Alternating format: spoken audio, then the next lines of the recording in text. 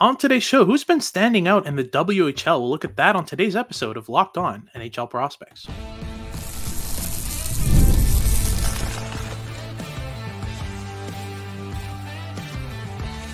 You are Locked On NHL Prospects, part of the Locked On Podcast Network. Your team every day. Hello and welcome back to Locked On NHL Prospects, part of the Locked On Podcast Network, your team every day. On this podcast, we break down everything prospects related for you 5 days a week, Monday to Friday. I'm Patty Kalakash, QMJHL and Crossover Scout for Elite Prospects, with Sebastian High, USHL and Crossover Scout for Elite Prospects. And on today's show, we'll be breaking down the WHL standout performers. We've got a bunch of draft eligibles to talk about. We'll start with the big names, Roger McQueen, Jackson Smith, and Lynden Lakovic, who hasn't gotten enough love yet on this podcast. Then in the second segment, we'll look at some other very interesting prospects. Cameron Schmidt is pushing for the top 10 with his performances. We also have Braeden Cootes and Carter Bear, who are performing really well. Then in the final segment, we'll talk about some drafted prospects. Andrew Cristall, Tarin Smith, and Andrew Basha feature in the final segment. So stick around to the end to find out about those guys. Before we get into any of that, though, today's episode is brought to you by Gametime. Download the Gametime app, create an account, and use code LOCKEDONNHL for $20 off your first purchase. If you're watching on YouTube, remember to like and subscribe. Let us know in the comments what you thought of the episode. If we missed anyone, let us know. And if you're listening on your favorite podcasting platform, please leave us a rate and review and make sure to make us your first listen of the day. So let's get started right away with pretty much the biggest name in the WHL among draft eligibles here in Roger McQueen, both literally and figuratively the biggest name in this draft in the WHL. 6'5" center who's been playing really well for the Brandon Wheat Kings. Give me the breakdown on his performances, his point totals, all that good stuff before we get started on the profile itself. Yeah, so Roger McQueen is as you mentioned, 6'5", 190-pound right shot centerman who's playing with the Brandon Wheat Kings in the WHL. He's one of the older players in this draft class, as an October 2nd birthday, and so far this season, through 8 games, he's racked up 8 goals, 11 points, and 18 penalty minutes. This is a player that is able to dominate with his frame, but you really should not underestimate the level of skill and nuance that he has in his game. He's highly intelligent, really a deft puck handler, so dynamic in his puck rushes, and just as capable a playmaker as he is a goal scorer. There's a lot to like with him, and a lot of developmental runway as well. Like this is a guy with a really high upside who remains a little bit raw compared to some other players at the top end of the draft, but the sky is the limit for his upside. Absolutely. It's very interesting to see him go about his season this year. He was very much a kind of finesse player who played at a lower pace last year in his draft -1. And he's really ramped up the pace. He's been using his physicality a lot more consistently, getting under opponent's skin, lowering his center of gravity to win puck battles along the boards against similar-sized defensemen, using his stick really well in board battles to escape with the puck and get to the middle of the ice for his scoring chances. And we've seen the playmaking and goal-scoring skill on full display. His shot is ridiculous. His hands are ridiculous. Great playmaker as well. They're just a really well-rounded offensive skill set on top of everything. So far, Roger McQueen, would you agree he's kind of a top 3 prospect, kind of a cemented top 3 prospect, or do you see his range as more kind of 2 to 5 at this point? I think at this point, I see him as a top 3 guy. I definitely think that could still shift over the course of the season. I think that the very clear distinction in tiers is between 5 and 6. Like the top 5, I think, is pretty clear at this point. With James Higgins, Roger McQueen, Michael Misa, Porter Martone, and Matthew Schaefer, as we've been talking quite a bit about in the last couple of weeks about that top 5 tier. That said, at this point, like early on this season, Roger McQueen, the lowest he's dropped on my personal board has been 3. So he has been a top 3 guy for me so far this season. But there's definitely some conversations to be had with guys like Misa and Schaefer and Martone specifically. And with Higgins, we're going to see how that develops this season and just how big of a conversation it becomes at first overall. Yeah, absolutely. He's a very interesting prospect from the Brandon Wheat Kings. And again, he's exactly what NHL teams look for from their centers. Big, strong, skilled, fast, willing to use this frame, willing to win battles, engage along the boards. The only thing really missing in his game is a true top-end ability in his game. I think that's the only thing that I can point to and say, this is something that Roger McQueen could benefit from working on as a kind of true high-end element and kind of bring it to that level. But he's still good enough defensively. Like, he wins face-offs, he positions himself well, and again, he uses that frame really well. Just getting more consistent with that is going to be the next step for McQueen. Let's move on to arguably the best defenseman in the WHL here in Jackson Smith. Smith has been very, very interesting to watch this season. 6'2" defenseman with true high-end skating. Has been really, really consistent for his team, the WHL. Talk me through his point totals, because they're pretty interesting as well. And yeah, he's just looked fantastic so far in the dub, right?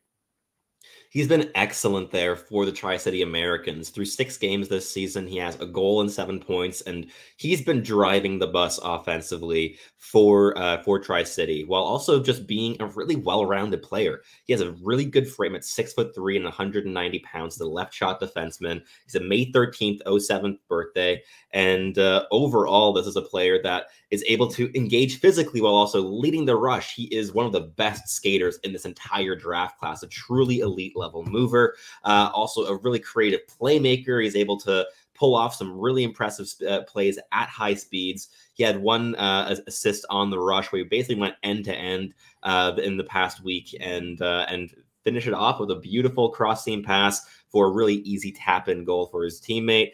And yeah, he's creative offensively. He's solid and quite cerebral defensively. He's able to engage himself physically. There aren't really many weak points in his game, and that led to him being ranked at 7th overall on our elite prospects board.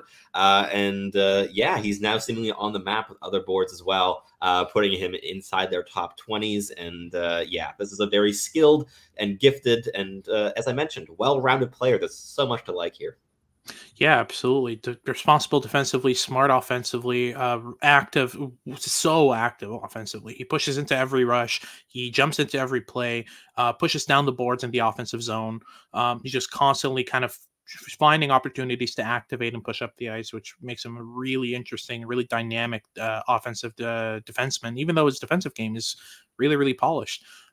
We also need to talk about Lynden Lakovic. We need to give him some love at some point. It's just, he has to show up here. I mean, we ranked him in the top 10 at elite prospects. And at the time of the ranking, I hadn't watched him at all in his draft year. I saw some clips in his draft -1 where he looked like your prototypical kind of big scoring checker.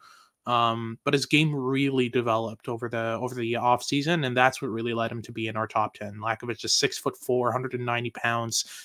He's a winger, and he still has those scoring and checking elements, but the biggest improvement in this game has been his playmaking skill. Yeah, and he's been really, really good at using delays, deception, manipulation, look-off passes, all that stuff in order to be an effective playmaker, a playmaker who pushes the puck into the right areas for his teammates. He's played some area passes, some saucers. His playmaking game's diversified massively over the offseason, and he's become a true playmaking first 6'4", 190-pound winger, which is a pretty rare skill set to see from a player of this age. And again, the improvements have been a real sign of promise. Whenever you see a player improve an area of his game this much, we saw it with Beckett Seneca last year with his offensive skill kind of taking a massive jump, with his physical skills taking a massive jump. When you see those improvements, it usually lends itself to a really good draft year and to getting drafted way higher than your predictions go, because if you're improving right now, odds are you're going to keep improving. And if you keep improving, those guys usually make the NHL. So I'm really excited to see what Lakovic does this season. But talk me through his point totals and what your thoughts have been on Lakovic so far this year. Yeah, so he's played 8 games so far for the Moose Jaw Warriors in the dub, and he's scored 4 goals and 6 assists for 10 points, while also only garnering 2 penalty minutes. So he's been staying on the ice.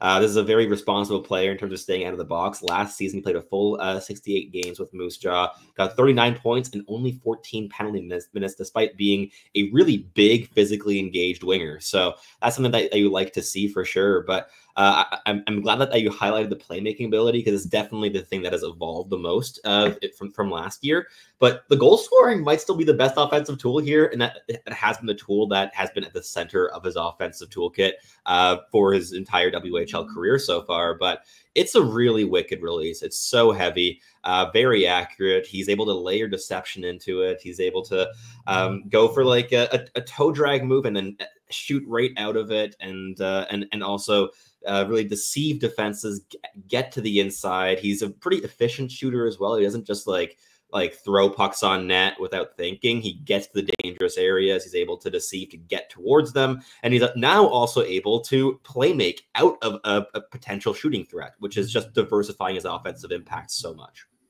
Absolutely. I think the only thing left to improve in his game is his physical game, surprisingly. At 6'4", he does lose a decent amount of battles, and it's all about getting inside positioning, getting under opponents' hands, all the stuff that you see that usually lead to NHL translatable board battles aren't there in this game yet, but I'm sure it's just a matter of time in terms of figuring that out. But that's our first segment done. We'll get into the second segment where we look at 4 draft eligibles that are also performing well. Tarin Smith, Blake Fiddler, Braeden Cootes, and Carter Bear. We'll get into that in a second, but just before, a quick word from our sponsors at Gametime. If you're looking to buy cheap tickets last minute to any event, Gametime is a secure them. Gametime is safe, secure, incredibly easy to use, and they are obsessed with saving you money. They've got deals at every step of the way. Last minute deals, flash deals, zone deals, and you can even get the Gametime guarantee, which guarantees you get the best price for your ticket. If you find a ticket in the same section in a row for less than what Gametime has to offer you, Gametime will credit you 110% of the difference. And you can even toggle all-in pricing in the app in order to see the exact price of your tickets after fees, after taxes. So there's absolutely no surprise, and you can make the best decision for your wallet. So take the guesswork out of buying tickets with Gametime. Download the Gametime app, create an account, and use code LOCKEDONNHL for $20 off your first purchase. Terms apply, but again, super simple. You just create an account and use code LOCKEDONNHL for $20 off. So download Gametime today. Last minute tickets, lowest price, guaranteed. PrizePicks is the best place to get real money sports action. With over 10 million members and billions of dollars in awarded winnings, PrizePicks has made daily fantasy sports accessible to all. You just pick more or less on at least 2 players for a shot to win up to 100 times your cash. Run your game all season long on PrizePicks. PrizePicks puts its members first, so all withdrawals are safe, fast, and secure. When my picks hit, I can get my money in as quick as 15 minutes. Sign up today and get $50 instantly when you play $5. You don't even need to win to receive the $50 bonus. It is guaranteed. PrizePicks also offers weekly promotions that can lead to big payouts like Taco Tuesday. Each Tuesday, PrizePicks discounts select player projections up to 25% to provide even more value for your lineups. PrizePicks is the best way to win real money this football season. Which players are going off, which ones aren't. Make your picks in less than 60 seconds and turn your sports opinions into real money all season long with PrizePicks. I know I love PrizePicks because I can take my swings on the players that I really think are going to do well in any given week. Download the app today and use code LOCKEDONNHL to get $50 instantly after you play your first $5 lineup. PrizePicks, run your game. Alrighty, so let's move on to our second segment here. We'll be talking about some more draft eligibles that have been playing really well so far in the WHL. We'll start off with Tarin Smith, who has been absolutely on fire. The 5'7" forward has been just all over the ice, creating chances, scoring a bunch of goals, and really showcasing his combination of high-end skating, high-end motor, and pure goal-scoring skill, right? Yeah, absolutely. He's been fantastic there for the Vancouver Giants. And I mean, as you mentioned, 5'7", he's just over 150 pounds as a right shot right winger, but he is absolutely dynamic with the puck on his stick. Through 8 games this season, he's scored 9 goals and 13 points. Yeah, he's just been the fulcrum of everything offensively created for the Vancouver Giants. And as you mentioned, he's an elite level skater. He's a fantastic shooter. Like the shooting mechanics are among the best in this draft class. Like, what would you say, top 3 at least? They're very, very high end, but you don't have to look. You can look beyond that as well. Like, he's a fantastic playmaker on top of everything. The puck handling's maybe even better than the goal scoring and the playmaking abilities, and he's highly intelligent. There's so much to like with him. He's actually quite a violent player. He seeks out contact. He doesn't cower away from big physical play, but obviously his frame doesn't help him win puck battles all the time, but he has good leverage mechanics. He stays on his feet, despite being relatively like a light build, even at his frame. It's very difficult to push him off the pucks, and he's so slippery and escapable in tight that most WHL defenders aren't even really getting a chance to try to push him off the puck because he really just escapes those situations like very few other draft eligibles this year can. So there's so much to like with him. And he has been, without a doubt, one of the most dynamic players in the entire CHL to start this season. Absolutely. He's been absolutely fantastic. And what's so interesting with him is the physical skill actually compensates really well for his lack of size, right? I mean, he ended up getting a five grade on our grading scale at Elite Prospects for his physicality, which usually at 5'7", 156, size is actually a part of our physicality grade at EP, right? So when you see a 5'7", 156 pound forward have an average grade, that means that, quite literally, it balances out really well. He's incredibly energetic. He's got a really high motor. He's got decent physical tools as well. He's able to get under opponents' hands. Mitch Brown had a great quote about this in our ranking meeting, saying that most guys, they get low and they hit guys through the hips. He hits them through the knees. Like, he's just straight up just at knee level when he gets his body low like he does, and he needs to, right? I mean, he needs to lower center of gravity and use that to his advantage. We also have some other great prospects here that are probably going to end up being 15 picks by year's end on pretty much everyone's board. And we'll start off with Blake Fiddler, who's a 6'4", 205-pound right-handed defenseman with plus level skating, really, really, really good rush defending skills. But on top of that, there have been flashes of playmaking, of stick handling, and of shooting ability that have really kind of stood out in this game, right? There absolutely have, and I mean, I know like one of your favorite quotes about Blake Fiddler is your first reaction while watching him at the Lynden Lakovic tournament this summer when you were there in Edmonton. Of he made you utter expletives with his rush defending, and it was just fantastic. I was embarrassed. I was sitting next to an Anaheim Ducks scout, and I just went like, "Holy F word!" Like, just out of the rip, right? Like a minute into his first shift, it was really funny. But yeah, just so good. And what's his point totals at so far? I haven't kept up with the score sheet. Yeah, so he's played 6 games with the Edmonton Oil Kings so far, and he's scored a goal and 4 points overall. So not like the biggest point production in the world, but he brings so much value in all 3 zones of the ice. And as you mentioned, like, he's a really big player as well, 6'4", 207 pounds as a right shot defenseman. Those are worth gold in the NHL. And he's also a July 9th, 07th birthday. He's young for this draft class. He has some more runway. And yeah, like the transition defending is fantastic. He's a great skater. All those physical tools are basically just plus level. He's very physically engaged. Like that frame, like a lot of physicality comes with that. It's not an empty 6'4" size for him, but on top of the plus level mobility, he's also a really, really good passer. I've really liked his distribution so far this season, and also going back to the Lynden Lakovic. He's really quite intelligent. He is able to layer in look-offs as well on puck. He's a really solid breakout passer who keeps a really simple option in his back pocket, but is searching for a really big breakout pass, a stretch pass to really like spark a quick counterattack. And yeah, he's a player that is able to take those bigger shots while also still valuing possession, which is something I love to see in my big physical right shot defenseman. Absolutely. We also have Braeden Cootes to talk about, who's off to a great start to the season in the WHL. He's about as close to Easton Cowan as you can get as a prospect. Just this energetic, skillful guy who's able to manipulate pace really well, accelerate, decelerate. Great penalty killer, great power play player. Plays in every situation, incredibly versatile. Last I saw, I believe he's 5'11". Is that right? Yeah, he's just a shade over 5'11". So there's been a couple listings of him at 6 feet, but he's around 5'11 and a quarter or and a half. So he's right in there. But I mean, there really aren't many concerns I have in terms of his physicality and his size, despite not being 6 feet. He doesn't have the magical 6 number in his size, but he is really, really, really physical. He's constantly buzzing around the ice. He seeks out contact. He hits, good leverage mechanics, and never shies away from a fight or an altercation. He's constantly buzzing around. He's a real spark plug, and he riles up the opposition. He is not the most fun player to play against in the WHL, and he pairs that physicality with a high degree of intelligence as well. He's a really, really smart player, whether he's playing defensively or with the puck on his stick offensively or off puck in the offensive zone. He reads defensive structures well. He's able to also read his teammates well and knows how to support them effectively. And on puck, I wouldn't say that he has any tool that is perhaps like a quite elite level at this point. The handling could get there. The handling has had some like fantastic flashes of just like dissecting entire defensive cores.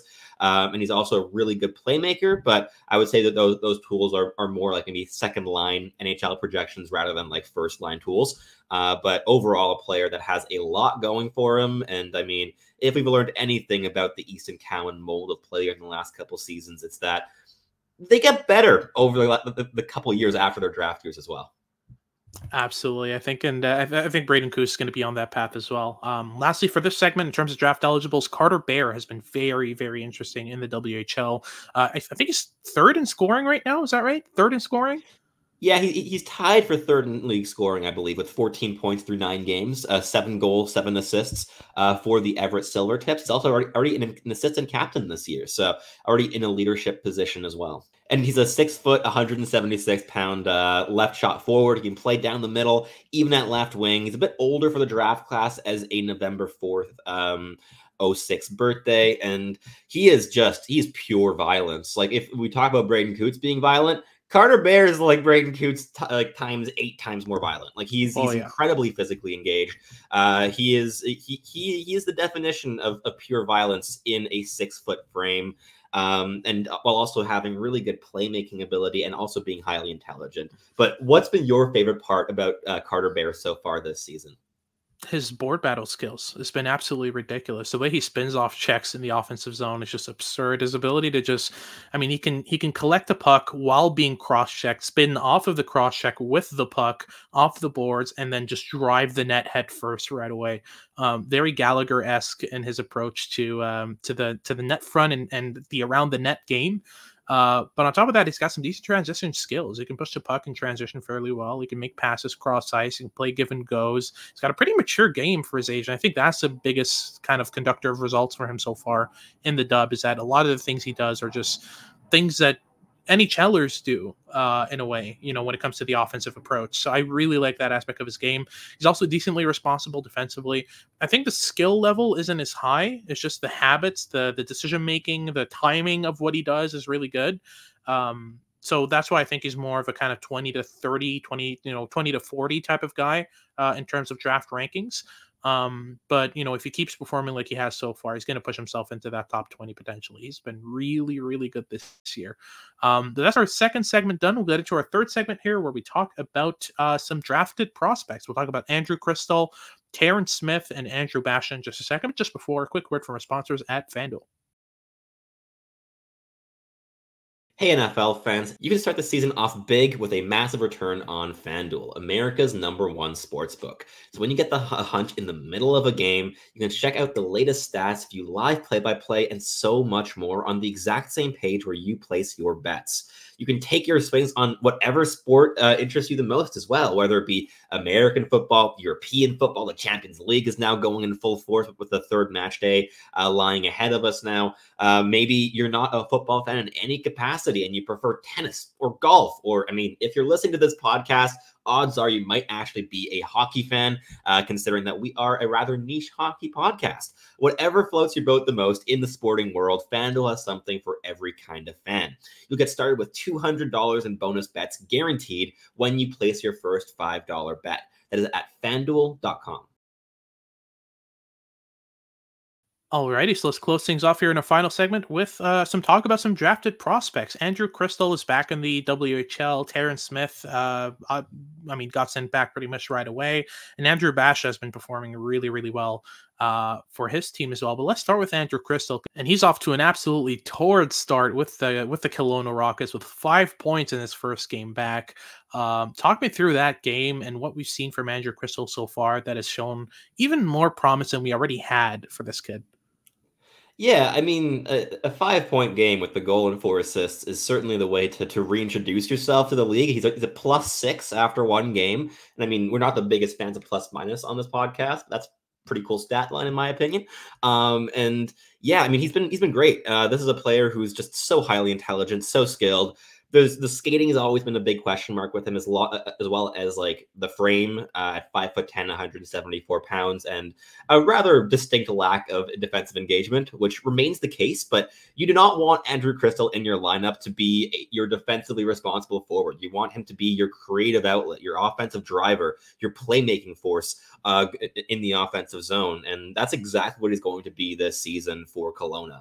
This is a player that has dominated the WHL his entire career. This is actually his 5th season in the dub. His first season, he only played 14 games in, where he logged 2 goals and 5 points. But since then, he has always been over a point a game and then some.